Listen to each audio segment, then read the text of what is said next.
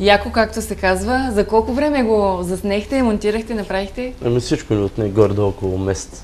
Един месец. Старахме се да е възможно най-бързо, но... Хубавите неща не стават винаги много бързо. Да, всичко си изисква време. Да. И при музиката, и при писане на текстови, и при заснемане на клип, организация, всичко. Да, разбира се, да. То трудно се организира един човек, а какво остава? Тук видях, има момичета, танцорки. Да, това беше горе-долу трудното, защото... Да ги съберете на едно и също място по едно и също време. Да. В сряда единия зает, в четвъртък другия, петък третия и... Да. Става по-сложно вече. Имаше R&B също така елементи, особено в един момент. Сега работите ли върху нещо ново? Какво ще правите след това, нов клип? Като излезем телевизията, ще отидем в студиото да записваме. Я кажи първо сега с нощния маратон. Имаше ли нощен маратон? Имаше, да. Той иначе нямаше да стане клипа. Тоест всичко е взето от живота. Да, точно. Да. Още взето, да. Всичко е взето. Една нормална вечер. Да, една ваша нормална пунджийска вечер, да. Лея се Джони на масата, бирата от касата. Да, трябваше да вземе една каса бира. След известно време, говоря период един месец, трябва да почнем да работим, да правим нещо възможно по-добро да се стараем да направим по-добро от този клип. Имаме една песен, която искаме да я клипираме, която е с денс звучение, по-динамична, с женски вокал, звучението е просто много добро. Различно от това, което чухме сега, така ли? Да, доста по-различно. Доста по-различно, по-денс такава песента. Нека само да кажем, извинявай, че те прекъсвам, че третия участник, Дакуло, както ти го нарече, беше тук на гости в предаването да представи своя песен преди един месец или месец и половина, нещо такова. Да, песента също ще има в албума и тъй като той вече един път се появи, нали? Решихме да сменим малко, сега и ние да се покажем. Да. Фейса трябва да бъде обновен, така ли? Ще има ли солови парчета във вашия албум? Той има едно. Да. Ще има. Аз мисля, че две ще има. Мои самостоятелни. Той ще има едно. И аз смятам да направя едно и всичко друго е тройката. Да. Какви участия ви предстоят, защото едва ли само се ограничавате с работа в студиото? На 27-ми. На 6:30 на Охлова ще имаме участие, заедно с много други групи, американски, различни стилове, нали, не само рап. Ще е в подкрепа на трафика на хора. Не подкрепа ми, в борбата срещу трафика на хора. Подкрепяваме борбата на трафика срещу хората. Добре. И там може да дадат... Какво ще пеете там? Точно това е едната песен, която я пускаме с клипа, а другата, която ще я клипираме.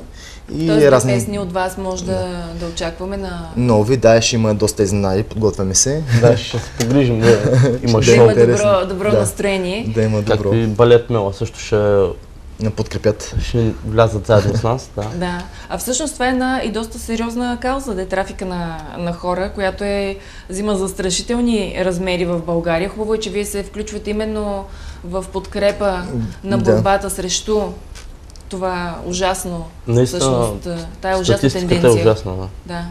И нещо трябва да се направи. Между другото, Тенко ти беше участвал преди в такива подобни каузи, нали така? Да, само че за подпомагане на болни хора, нали, на помощи, такива организации на концерти. Айде да направим едно такова обяснение. Вие в клипа сте, нали, купон, нощен живот, лоши момчета, пък всъщност живот си много добри момчета, като ви гледам. Ние казваме, нали, ние сме много добри, но не се уточняваме, че сме добри, лоши и така нататък. Може да сме добри вътрешно, може да сме добри по душа и така нататък. Да, не става въпрос, че предизвикателството, което отправяте към слушателите и зрителите с вашата музика и с клипа, е като на едни така доста как да кажа, хард купонджии, а пък всъщност... Това беше целта. Да, успели сте, да. Да. А в живота сте си, те се казва, да, нормални и съвсем Всеки си добри момчета. нормален. Да, Предполагам, които че и подкрепят хубави и благородни каузи. Предполагам, че и другите и те правят така като нас, купон, нощни маратони и така нататък. Със сигурност, но не съм сигурна дали По-младите като нас. в останалото време подкрепят благородни каузи. Това исках да... Всеки с каквото може, мисля, че подпомага, нали. Едните с пеене, други с танци, така. И смятам, че този концерт, който ще бъде на 27-ми, ще бъде нещо много добро. Ще бъде добро, да. Тоест не само забавлението, но и музиката като някаква кауза.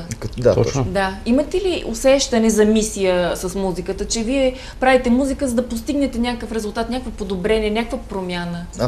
Аз лично мисля, че да, имаме, нали, стремим се, нали, пак се повтарям, да направим нещо ново, нещо, което пак доколкото се стреми, колко се получава, това вече слушателите трябва да го преценят.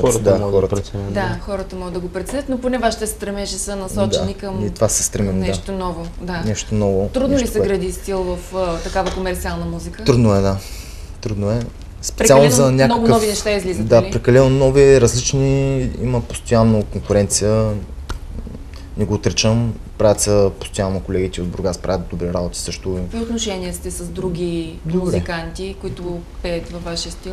Добри отношения. Имам предвид, ние не търсим някакви вражди, някакви едновремешни работи, нали? Този воюва с клана на този срещу клана на други. Не, ние даже правим партията, ходим си по партията. Примерно някой колега организира партия, открива нова песен, албум. Ние отиваме също да го подкрепим.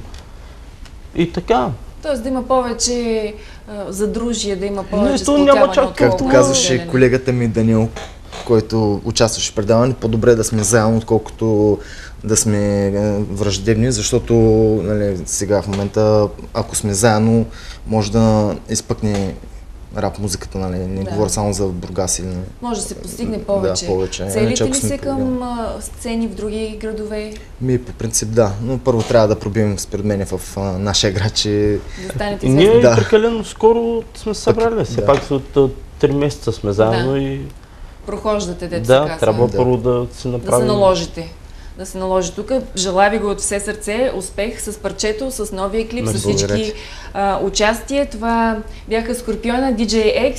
Видяхте The Cool в едно от предишните ни предавания. Те предполагам, че пак ще дойдат, нали? Ще дойдете при всяка следваща промяна, всеки следващ клип.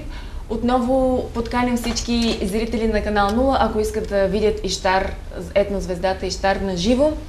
Отговаряйте правилно на въпроса, следете програмата на канал 0, рекламния блок, където може да научите повече подробности за това как може да спечелите един от 6 безплатни билета за концерта на Ищар на 4 юни в Бургас. Естествено въпросът е в колко български града ще участва Ищар тази година, 2011 година. Надявам се много хора да отговорят, защото ние искаме също, както нашите гости, да зарадваме повече зрители на телевизия канал 0. Това беше всичко от нас за днес. Радвайте се на хубавото време, гледайте канал 0, бъдете щастливи и до срещи след седмица.